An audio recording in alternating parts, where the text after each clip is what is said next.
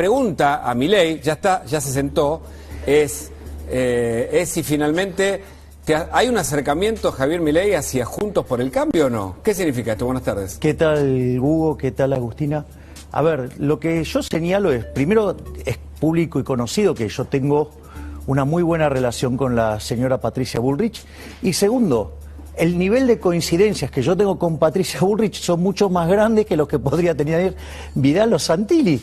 Por lo tanto, digamos, esa es la situación, eso es real. Es decir, yo, digamos, nunca he ocultado, digamos, mi afinidad con los halcones de Juntos por el Cambio. Es decir, yo no tengo coincidencias con el resto de Juntos por el Cambio, llámese el caso de la Unión Cívica Radical, que es la Internacional Socialista, la Coalición Cívica, sí, o el ala de las Palomas. Pero, digo, siempre, digo, es público mi buena relación con los halcones. Ahora, Javier, el gobierno pone en marcha una maquinaria de entrega de bicicletas, de entrega de tarjetas, de entrega de electrodomésticos, para intentar revertir la selección. ¿Esto funciona económicamente? ¿Qué significa?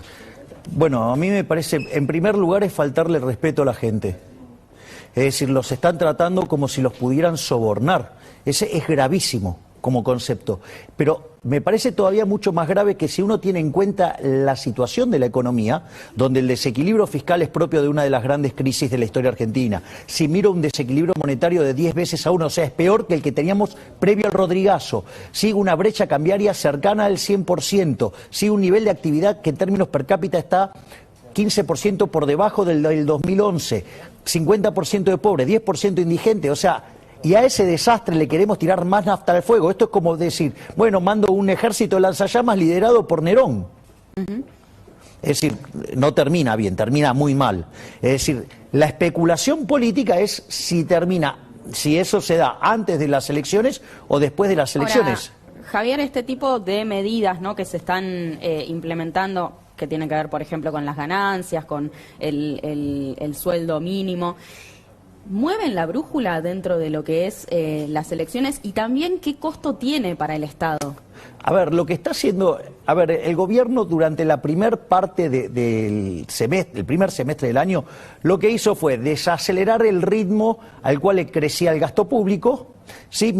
Ponele el gasto público creciendo en torno al 40%, ¿sí? Con una inflación de arriba del 50%, con la recuperación cíclica, o sea, el rebote, más las 18 reformas fiscales que hizo el gobierno, le crecen los ingresos al 75%.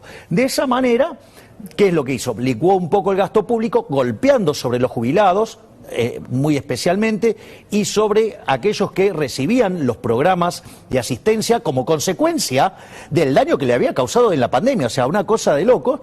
Entonces, así pudo empezar a recomponer los números fiscales.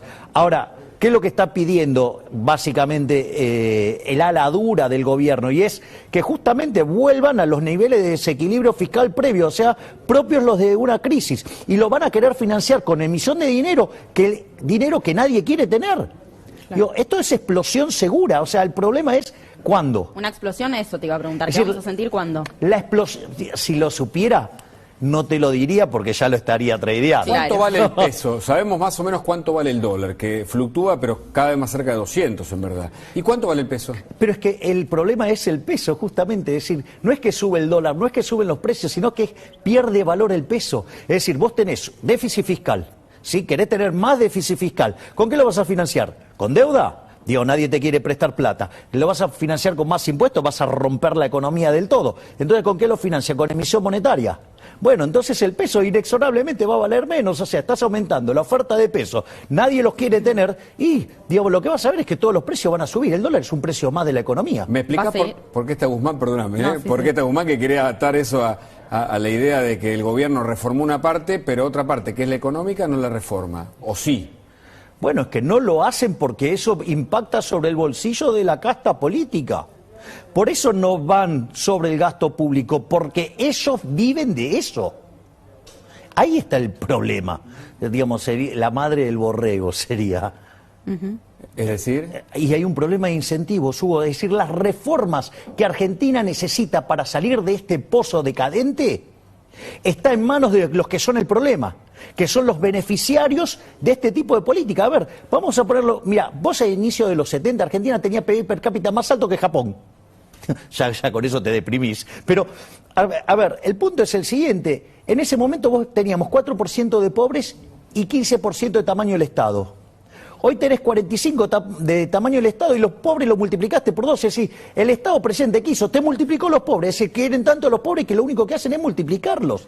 Entonces, en ese contexto, si además vos corregís por la parte que es del PBI informal, que es 40%, la presión fiscal sobre el que está en blanco es 75%. O sea, somos esclavos tributarios de esta casta política. El problema está ahí. Y entonces, por eso la economía está empantanada, por eso, digamos, tenemos un PBI per cápita que es 15% menor que el que teníamos en el 2011, por eso hay 50% de pobres, por eso los salarios reales son los del 2004, por eso, digamos, hay una explosión de indigencia. Y con lo que está haciendo el gobierno cuando esto estalle, porque va a estallar, no es que no va a estallar, va a estallar, porque si no haces nada, estalla. Claro. Imagínate haciendo esto, va a estallar peor. El tema es, cuando nos encontremos frente a esa situación, vamos a ver algo nunca visto en la historia argentina. Quiero aprovecharte que estás acá para hablar de las reservas del Banco Central. Tenemos una placa que me gustaría que nos expliques vos. A ver, contanos qué es lo que estamos viendo ahí, ¿no? Reservas netas líquidas con DEX sin oro. ¿Qué significa esto? Bueno, las reservas que te informa el Banco Central, hay cosas que vos las tenés que limpiar. Ejemplo, el swap chino. Cuando vos limpiás el swap chino, cuando limpiás la plata de los encajes, porque ¿qué son la plata de los encajes? La plata de los encajes es, hay 16.000 millones de dólares de los argentinos puestos en depósitos en dólares. De eso solamente presta el sistema financiero 5.000, que son las operaciones calzadas con el exterior. Y hay 11.000 millones en encaje. Claro. No pueden decir que son del Banco Central, porque en realidad son de los depositantes. Claro. Cuando vos limpiás eso, cuando limpiás la posición de los DEX, que es la moneda del Fondo Monetario Internacional, cuando limpiás la posición de oro, cuando limpiás todo eso, las reservas netas en Argentina son negativas. Tremendo. Bueno, de hecho, se espera que nos quedemos sin reservas cerca de las elecciones. No tenemos reservas, las netas son negativas. Entonces, no es que... Las netas son negativas, esa es la realidad. Ahora, ¿cómo perdón, le agradecemos a Gabriel Rubinstein que nos dio esta información, material, ¿no? este Por material. supuesto, para charlarlo con Javier Milei. Sí. ¿Qué significa que no hay reservas o que son negativas para la gente? Básicamente que, a ver, vos, el balance del Banco Central, el pasivo, ¿cuál es? La base monetaria, es decir, los billetes que tenemos nosotros en la mano, para decirlo groseramente, ¿sí? Y el otro pasivo que tiene son las LELIQs, todos esos pasivos. ¿Y qué tiene del lado del activo? Bueno, las reservas. Es decir, lo que respalda, lo que da sustento a esos pesos que no queremos tener. Bueno, las reservas netas son negativas. Es decir, todos los pesos que están dando vueltas no tienen contrapartes en ¿Cómo impacta dólares. eso en la economía del día a día? Bueno, en algún momento, digamos, alguien no va a querer tener los pesos, que en realidad la gente ya no los quiere tener. Porque ¿dónde ves la contracara de que no quiere tener los pesos? En la brecha cambiaria. Claro. Es decir, ¿qué es la brecha cambiaria? La brecha cambiaria es un instrumento sumamente... Es el reflejo de un instrumento violento, que es, si vos te querés ir de los pesos para tener dólares, no te los permite comprar. Claro. Es decir, un cercenamiento de tus libertades, un cercenamiento de tu conjunto de consumo, un daño enorme. ¿Para qué? Porque de esa manera te aumenta artificialmente la demanda de dinero y te aumenta la base imponible del impuesto inflacionario y nos vuelven a robar más. Claro. Eso es lo que vos ves en el mercado de cambios. Y la brecha es que nadie quiere tener los pesos. Es decir, si se profundiza la crisis política, la hiper es un dato. ¿Y eso cómo se revierte? ¿Se puede revertir? Mira, a ver, ¿cuál es el punto? La única forma que vos podrías revertir esto es haciendo el ajuste. Claro. Haciendo el ajuste fiscal, pero bajando el gasto público, no subiendo impuestos, bajando el gasto público. Ya lo retaron a Guzmán por eso, empresa. No, obvio, está bien. Ahora, pero vamos a esto. Supongamos que Alberto lo quisiera hacer.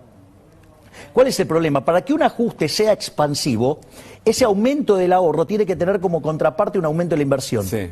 Ahora, para eso vos necesitas tener confianza. Confianza es credibilidad. O sea, vos le vas a creer si tiene una reputación pésima. Hay algunos economistas que dicen que hay un 30% que vive del Estado, que con un 10 o 15% más es socialismo implícito.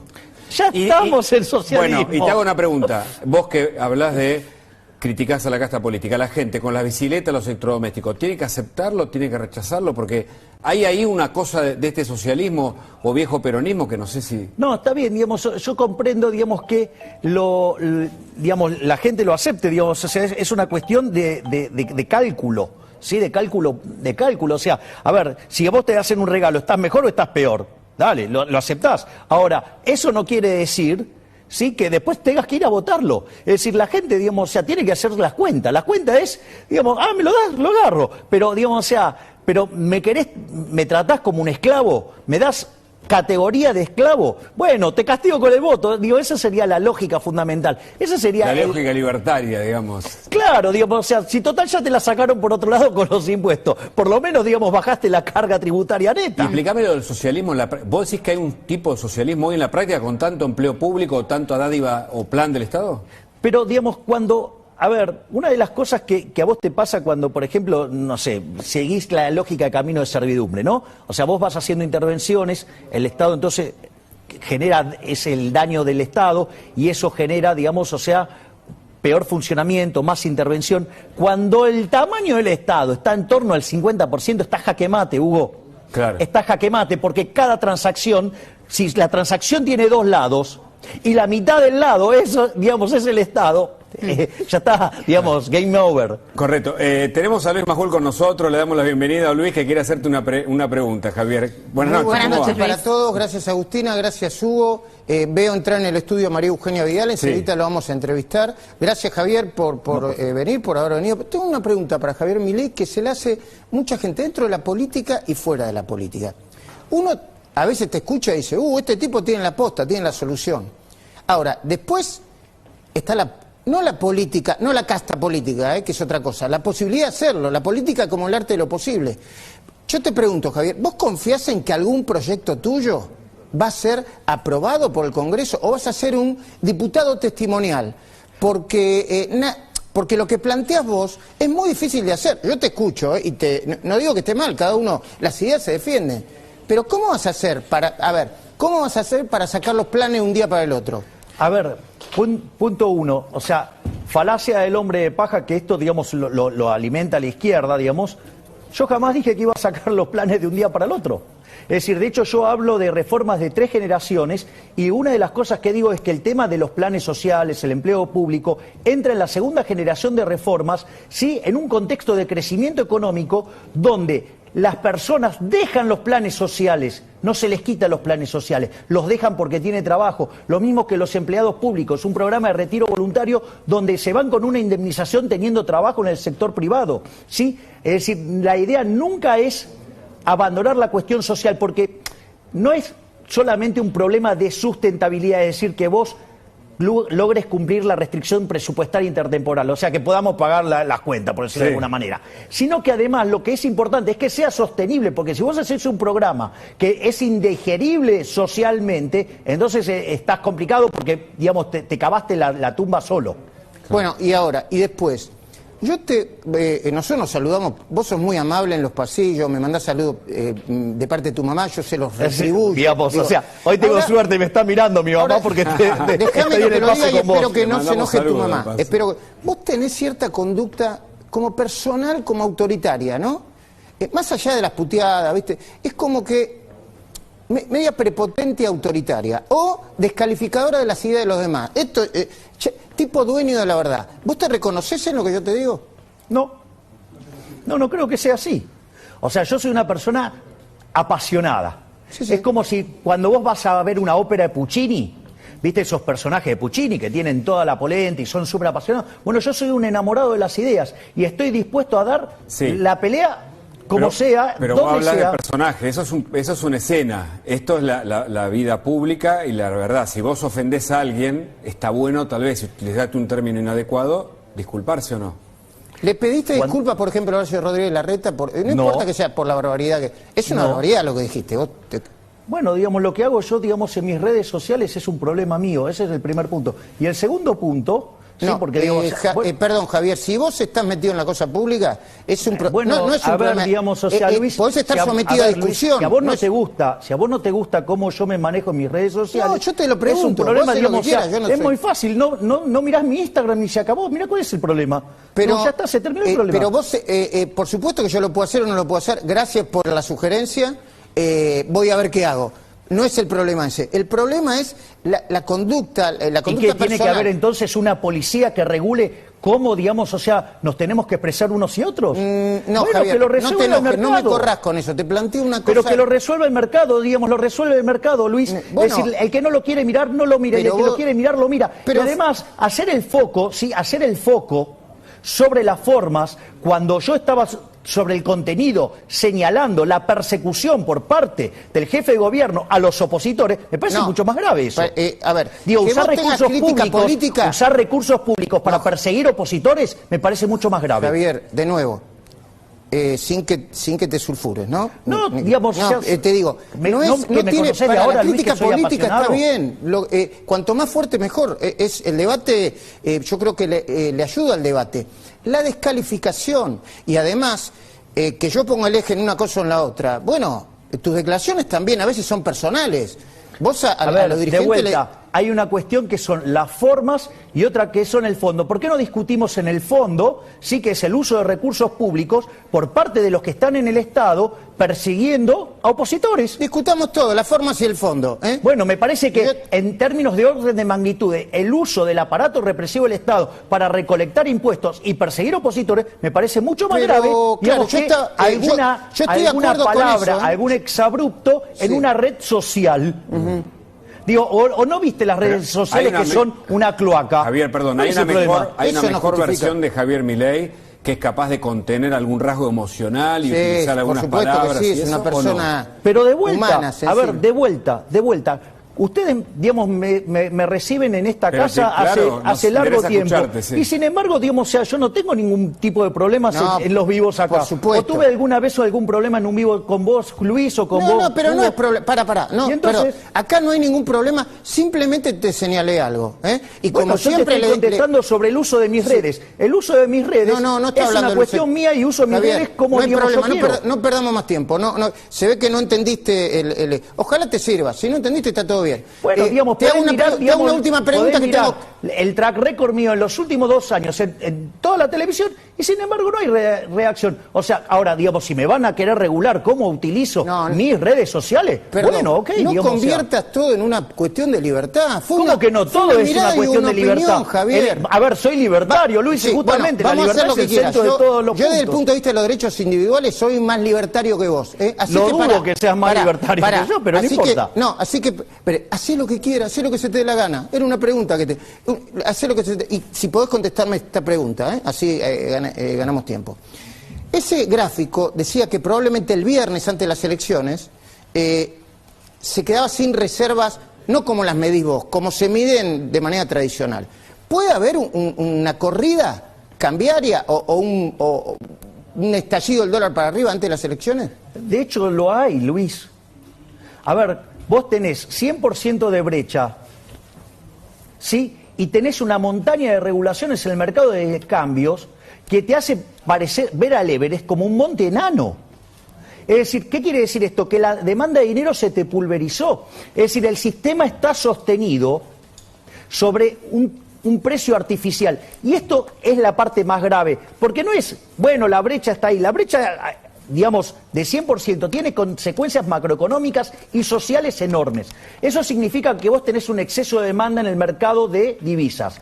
¿Cuál es la consecuencia de ello? Digamos, por ejemplo, que en el mercado de bonos el precio de los bonos es bajo, es decir, la tasa de interés está en las nubes. No solo eso, sino que significa que eso te impacta negativamente en el nivel de actividad, te impacta negativamente en el empleo, te impacta negativamente en el salario real y te hace aumentar el número de pobres e indigentes. Es decir, que si el gobierno sigue inyectando pesos, aumentando el combustible de la brecha, ¿cuál es el problema? Que no te lo vas a poder sostener socialmente. Entiendo. Entonces, el día que vos levantás la olla a presión, porque te quedaste sin reserva, porque tenés un problema de crisis política, esto va a ser peor que el Rodrigazo, porque el desequilibrio, o sea, es 10-1. ¿Sabés qué significa eso? Que abajo de la alfombra hay 900% de inflación escondida. Entiendo. Javier, muy agradecido por el tiempo, ¿eh? No, por favor, es siempre un placer. Bueno.